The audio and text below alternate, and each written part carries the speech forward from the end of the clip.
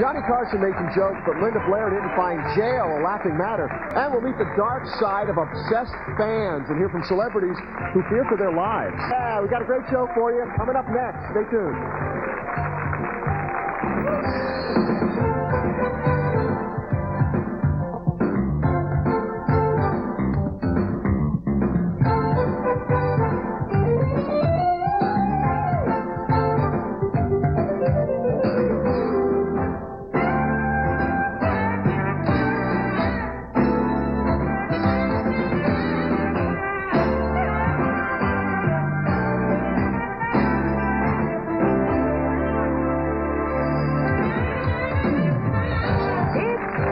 With Linda Dano and Jerry Penacoli. Hi, I'm Jerry Penacoli. Hi, everybody. I'm Linda Dano. Thank you. Welcome to Attitude. We have got a great show for you today. You know who's here? Linda Blair. I know, and I've been dying to meet her. Yeah. Now, we all remember Linda from The Exorcist, right? Yeah. Want to hear your imitation? Well, you know, your head's around. Okay. Yeah. Well, but Linda has done 25 movies. Yes, she has. And she also is going to talk to us about a setup that she felt that happened to her regarding drugs. It's a real interesting story, and it also involves Johnny Carson. So it's going to be real interesting. Indirectly, yes. Also, we have a real serious subject for you. Have you ever been approached by an obsessive fan? Yes. Okay. Yes. A lot of people have. A lot of people in the public eye have had this happen to them. We have a celebrity with us today who's going to talk about her experience, and also a couple of obsessed fans and some other people that are going to put a real interesting perspective on it. You won't want to miss it. My first guest has been turning heads since age 11. Oh, no. I did. I said it. You did. I did. As a matter of fact, some people would say she's the devil personified. She says she's a good girl possessed by a bad girl image. And here she is with Joe Bob Briggs hosting a retrospective of her cult movie classics. Take a look. We have one more Linda Blair movie to show, the first of tonight's drive-in double feature, and it's called W.B. Blue and the Bean. And Linda, gosh darn it, you're the girl that gets tied up and kidnapped again tonight. I think it's happened every week. You know, you want to explain this trend in your career? I don't know. I don't know, but you know, there's a lot of other things to do, so I hope that the next one I won't be tied up. And you're tired of getting tied up? I'm tired of getting tied up, but this is fun. It's a fun film. Please welcome Linda Blair.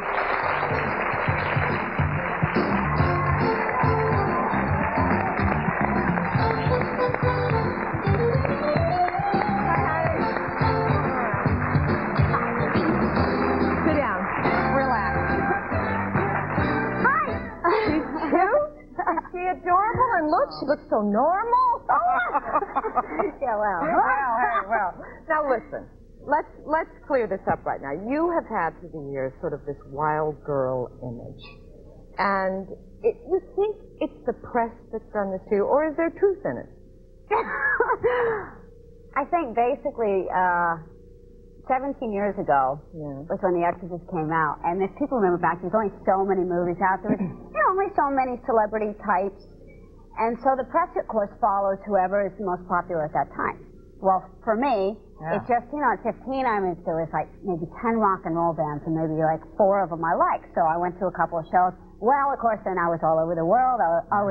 So people sort of blew things out of proportion. And, I mean, obviously, I dated back then, so it was like, oh, she's the bad girl, she dates men, and she's at rock concerts, and she was possessed by the devil, and she does these bad movies. Yeah. So it's that kind of thing. Have you liked the way your career has developed? I think, for me, at an early age, I got to do some very interesting films, and at the time I didn't really think about it. And then as I got older, which I know we're going to talk about the drug issue, after I was arrested, which I had nothing to do with, well, all of a sudden, people thought I had a drug problem, therefore I didn't get the work that I wanted. And I'm 32 now, and I would say I've not done the films in the last 10 years that I've wanted to do, and it's very frustrating, but you do the best that you can. The prison movies, that sort of stuff. Well, and the thing with those is that both prison films were different scripts than what we did. And when you sign a contract and you go to work, that's what you know, that's what you show up for work and that's what you do. But they changed the story, and I had nothing to go back on. I had no protection, and so that's what happened. Does The Exorcist haunt you? Because I know I was kidding before, and I said I'd love it if you could just spin your head a little bit, you know. No, I mean, not you. No, oh yeah, you wouldn't say that. Is it something that haunts you throughout your career? I would say that everybody has a different thought on how I would react to it.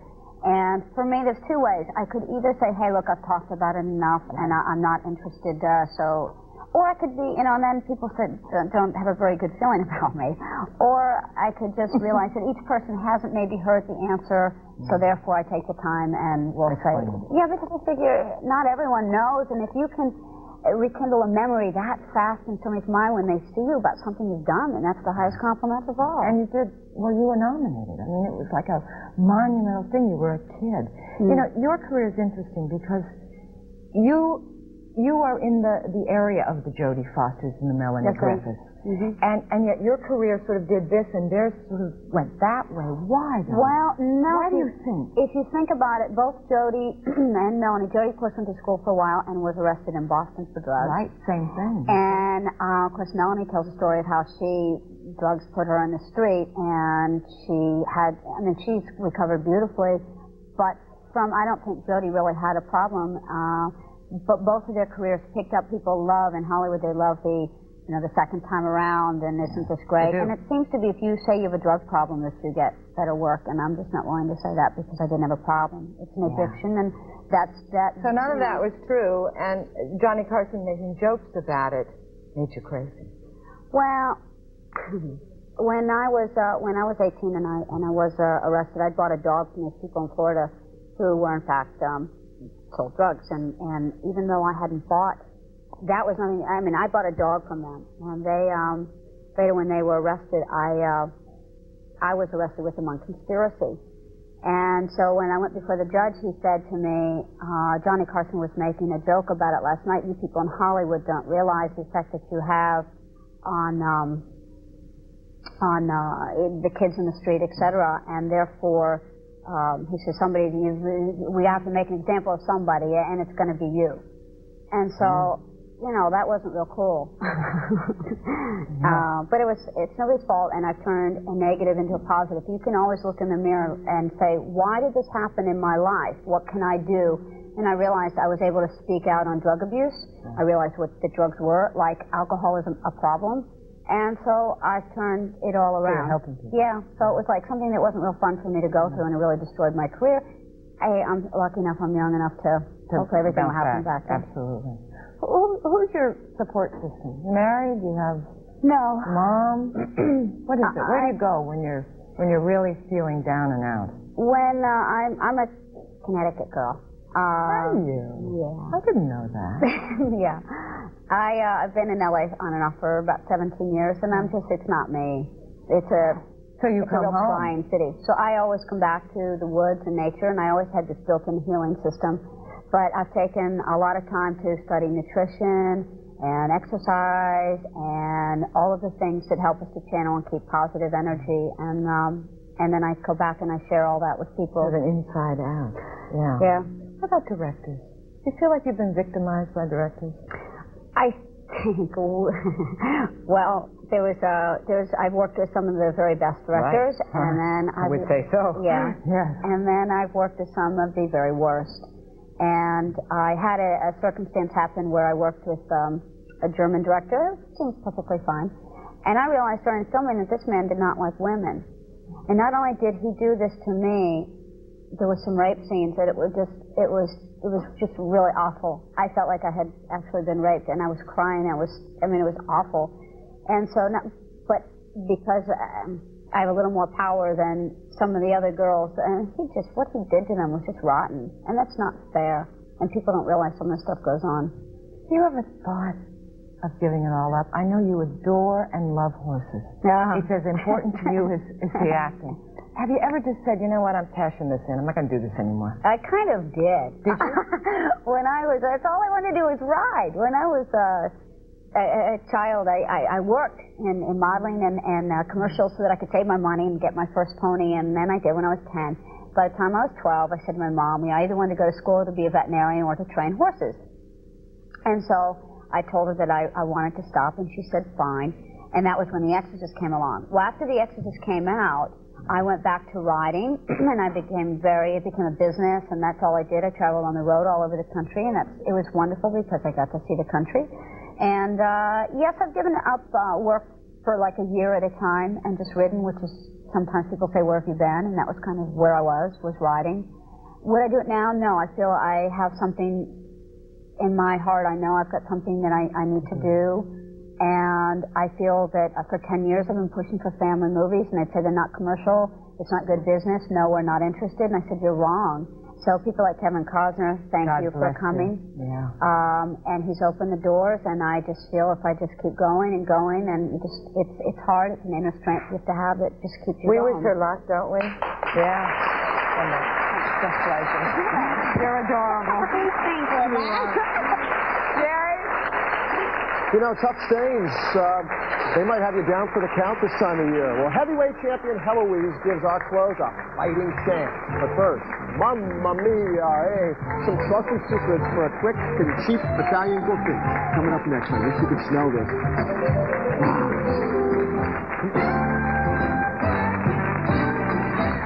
Terrified stars are running for cover from their fans.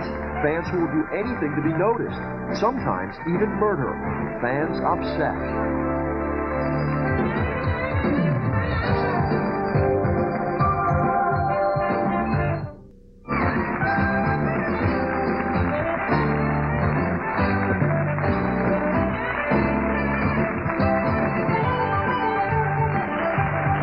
People have a celebrity that they wish they could get closer to, right? But when does admiration become obsession? Then when does that obsession become violent? You might remember that actress Teresa Saldana, host of Lifetime's Confessions of Crime, was the victim of a brutal attack by a crazed fan. Well, I think that most people who are actors must go on and must live their lives as artists and as people without giving into fear or panic. Now, Teresa was lucky. She survived. But my sister Sam actress Rebecca Schaefer was not so lucky. She was shot dead by a total stranger, a fan craving her love and her undevoted attention. Joining us today is actress Victoria Wyndham from NBC's Another World, who fell victim to a fan's crazy obsession. Also meet Tom Figueroa, who is obsessed with being part of Liza Minnelli's life. Also joining us, Dr. Dan Martell. He's an expert who did a 5-year study of hundreds of people obsessed with celebrities. And author Missy Laws, whose book, Meet the Stars, is a step-by-step guide on meeting any and every celebrity. Please help me welcome them all, will you? So, Victoria, we'll start with you. Everybody, of course, wants to have fans. I mean, anybody in the performance arts wants to have fans who love them and adore them. Tell us how fans have become obsessed with you, and what have they done? Well, first I have to say that in the 25 years I've been in the business, I found that the majority of audiences are very sophisticated, very understanding of the demarcation between public and private selves. But occasionally, they don't make that distinction, and then it becomes intrusive and invasive. In my own life, it's only been intrusive and invasive. Bad enough. And in one instance, at about 10:30 one night, when my children were very small, a collection of young people arrived at my doorstep and wanted to be let into my home. And they had convinced the local police that they were family members, because I had an unlisted phone number, and that they hadn't, they gave the police an elaborate story and asked for directions to my house, and they were convincing enough that the police gave them directions to my house. It was that easy to find your house? It wasn't that easy. And so they did need direct... Yeah, but I mean, for the police to just cooperate like that and for them to believe them. Well, they gave a very convincing story. It was quite an elaborate story, and I had the whole police department apologizing profusely for that. But I had to move. And now I left that community and now have a guard dog and a person who lives on my property. This scared you? It was an intrusion that is off-putting, especially, it's your home. I think there's a misunderstanding here. I think that people misunderstand why entertainers entertain. People believe that entertainers entertain because they're exhibitionists. That's incorrect. Most of the entertainers that I know entertain because they're not easy in private and real life, and they need the freedom and protection provided by an artificial situation in which to share their humanity with people. Have your fans and ever... once a fan intrudes into your private life, an entertainer is left with being invaded. And then that entertainer can only assume one thing from that kind of a fan. You don't understand me, and if you don't understand me, you can't be trusted.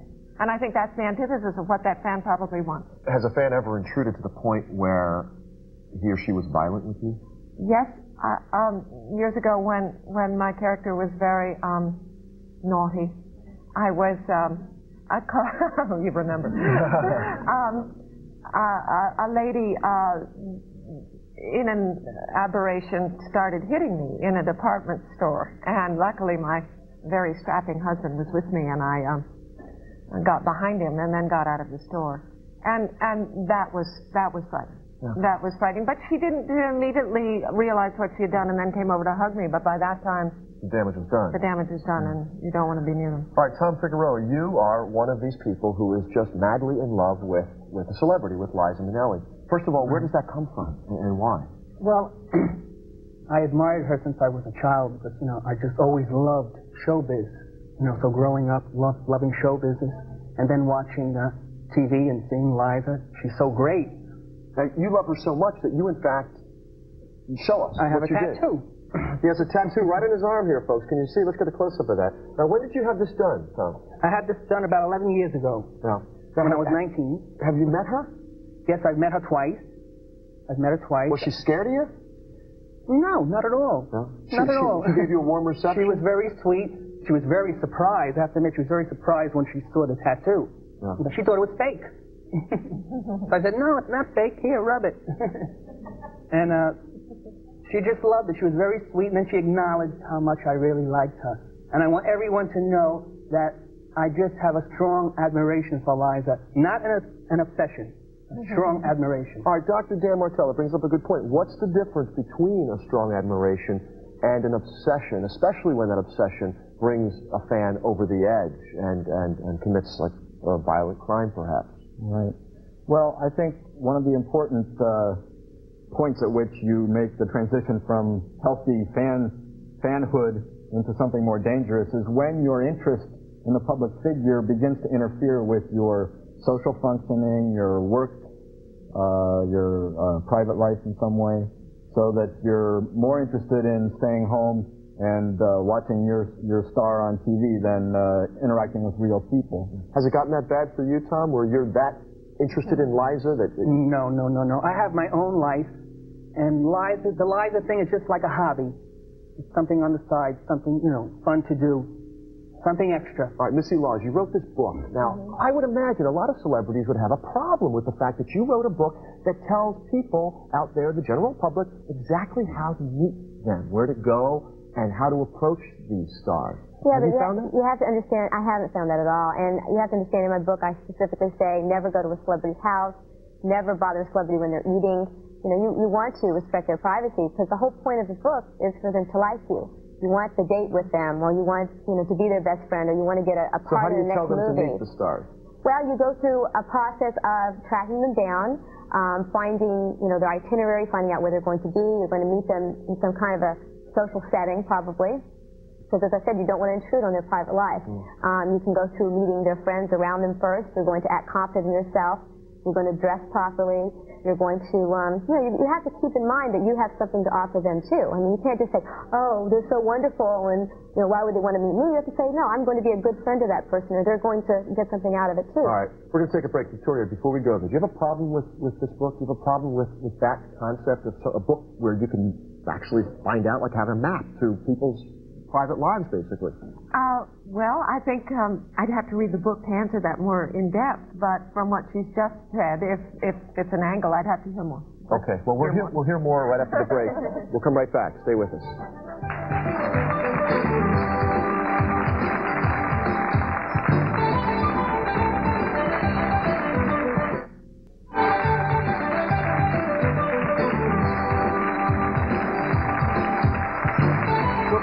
about celebrities and the fans who are obsessed with them. Please welcome back Victoria Wyndham from Another World, Tom Figueroa, who is obsessed with Liza Minnelli, or he says he admires her greatly, and Dr. Dan Martell, who is an expert in this area, and Missy Laws, who wrote a book on meeting and greeting the stars. Now, Dr. Martell, I have to ask you, what's your opinion on a book such as Missy's? Well, you know, this is America. Missy certainly got a right to write a book like this. Personally, I think that in the hands of someone who is mentally ill, this book could be dangerous toward, you know, some of the public figures. And that book could, in fact, get into the hands of somebody it could get into their hands has a problem. Essentially give them a map to find a potential victim. And I personally have a problem with that. Yeah. So what are we talking about here? It could be a loose cannon in anybody's hand, basically, right? Well, you know, I don't want to trash Missy's book. You know, I think what's more important is, you know, these people are out there in the public, and I think it's important for viewers that watch this show, you know, if you know someone who's overly concerned, who has a fantasy that they believe, that they have a special relationship with some public figure, to help those people get into treatment. You know, rather than trying to say, well, if there weren't books, you know, there's all kind of things. If they want to find them, they're going to find the public figures when they get that intense. Yeah. What type of person might go over the edge and might become violent with his or her obsession? Well, usually these are people who have a major mental illness. They have a fixed, false belief that they share a special relationship. Sometimes these are sexual or erotic relationships. They believe they're married to the public figure, or they're in a business associate with the public figure. And they may get frustrated in efforts to contact if the public figure doesn't reciprocate their admiration and doesn't acknowledge the fact that, gee, we're married. Then they get upset and they may get vindictive. Vicki, how do you treat your fans in general? Oh, I love them, and I'm very grateful for their support. It's when they cross the line. But, I mean, are you sometimes looking over your shoulder saying... Oh, yes, absolutely. I mean... It's a big world out there, and we've all seen what happens when people who are celebrities aren't alert about the few people who might cross the line and be confused about separating a public person from a public persona from the private person, and those few people make a celebrity want to keep a certain amount of distance. Okay, I want you to comment on what Missy's about to say. Missy, I want you to defend your book. Say if it got into the hands of the kind of person we're talking about here. Well, I mean, if someone wants to find a celebrity, my book is Common Sense is really what it is. And there have been a lot of people who have sought out celebrities who have never read my book. And there have been a lot of, you know, I mean, you could take a knife and you could say, I can dice tomatoes with it, or I can kill someone with it. You could say that about anything in the world. And I feel that because I advocate in my book, you know, that you want the person to like you. You want them to retain their privacy. You want to keep a distance so that they're not afraid of you. That's but again, the whole point. If it gets into the wrong hands. Well, anything can get in any object can get into the wrong hands and become something. I mean, I agree. I'm not for people doing, you know, injuring celebrities. I think that's a terrible thing, and I don't promote that at all. But I do feel that the general feel of my book is very different from that, and I do think that if someone just sat down and thought about it, anything that's in my book is total common sense, and one could figure it out themselves. But you say in your book that you've told them ways to get around the person's security. Mm-hmm. Didn't that give you pause? Because what is the security there for? Do you think? Well, I mean that's always what it boils down to is where isn't there a line beyond which an entertainer is allowed to go off stage and feel a certain amount of security and comfort in order to come. Celebrities need downtime. They need to restoke. And if all of that downtime is spent trying to protect themselves against somebody who might get through the guard, they don't have that very important downtime. But then that person would never meet you. Maybe there's someone who has always wanted to meet you. And I want to help people make those fantasies come true in a positive way. And it could be a positive thing for you. The man of your dreams, I don't know if you're married or not, could be saying, I want to meet her. I think that she and I would be, you know, a nice couple. And he might meet you, and you might be very happy that he met you. And it could work out. I think that those situations work out better in a less artificial way. But be that as it may.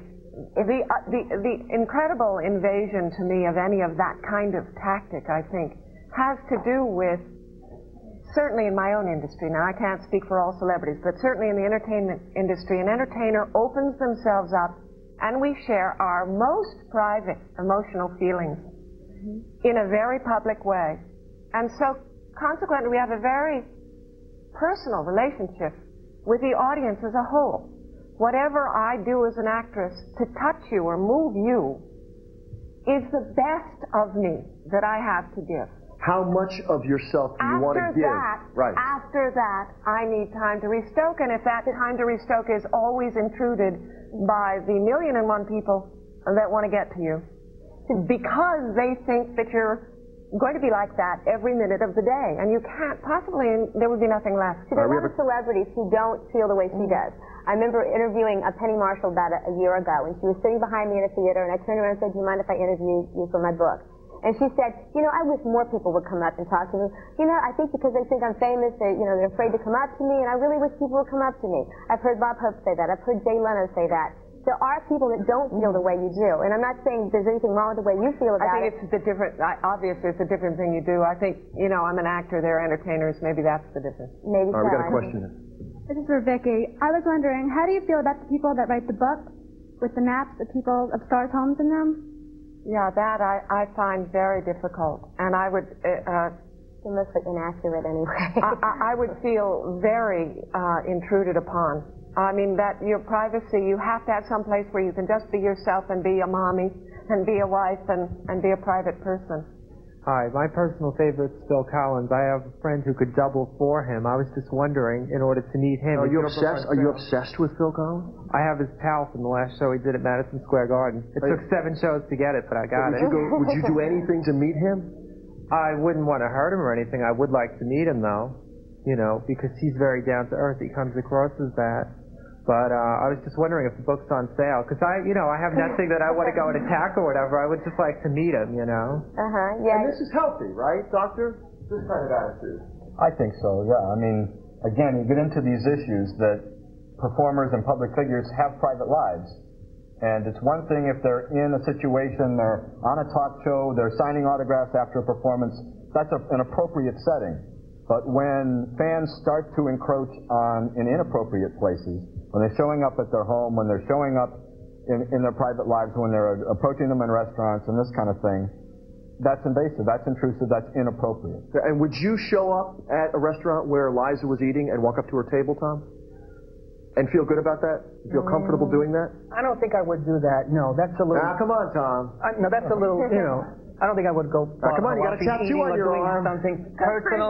Good for him. Or socially. I think people in this industry, though, have to expect this a little bit. I think when you go into this profession, it goes along with the territory. No, but that's my point. That's exactly my point. You're saying it shouldn't go along with the territory. No, it's the public forum that we're in now. I'm perfectly comfortable to talk with you now. If you were to go into your dressing room, I would no more open that door and intrude on you.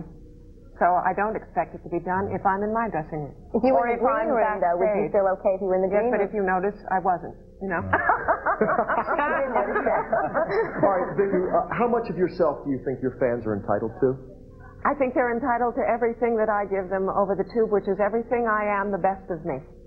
But I don't believe they're entitled to my private life that I share with my family, and I think that all of them know that. For the most part. It's just the very few that can't make that separation. And it's a separation. This gentleman just said something very interesting. He said, Phil Collins is a very together guy, at least he comes across that way. That's the operative. Maybe he isn't a very together guy. And maybe he can't deal with you on a private basis. Maybe the best that you're getting from Phil Collins is what he's giving you, which is huge. You don't do that to him, do you? You don't give him anything. But hey, you got his talent. So why do you have a right to go back to go back and expect more of that? More. The man is doing as much as he can for you by sharing with you his humanity through his art. That's what an actor does. That's what any of them. That's what I appreciate. Yes, about but when him. is he allowed to say enough is enough? I've now entertained you for 2.5 hours. I've opened a vein for you. And now I need my time to be with my friends and hang out, you know? Right. You look at it... That's the difference. I look at it because I'm there and it's exhausting. No, but you're and looking at unless it you've as been me, you couldn't possibly know how exhausting that is. Oh yeah, I'm just saying you look at it as if you give and you don't get anything in return from meeting your fans or the people out there. And the way I'm looking at it is you go to that celebrity to give something and you want to. Yeah. It's a reciprocal. I get a tremendous amount from them. I want to say just one thing. Last word. Go ahead. But in general, the fans shouldn't be embarrassed about going up to a celebrity and asking them for an autograph, because we support those stars. So fans have rights to go up and ask for an autograph, and the stars should in return show their satisfaction about our supporting them and give us an autograph. There's nothing wrong with going up and asking for an autograph. So we have rights. Okay, fans folks. have rights. All right, and we've heard them loud and clear. Missy Laws, Dr. Dan Martell, Tom Figueroa, Vicki Wyndham, thank you all very much for being with us today. Be right back.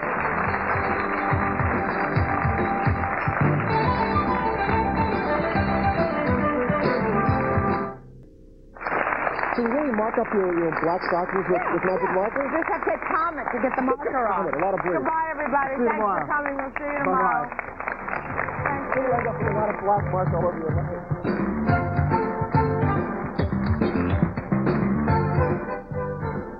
Coming up next, he's spicy, dicey, and anything but icy. Find out what's cooking with the hottest chef in town, the Frugal Gourmet. Next, right here on Lifetime.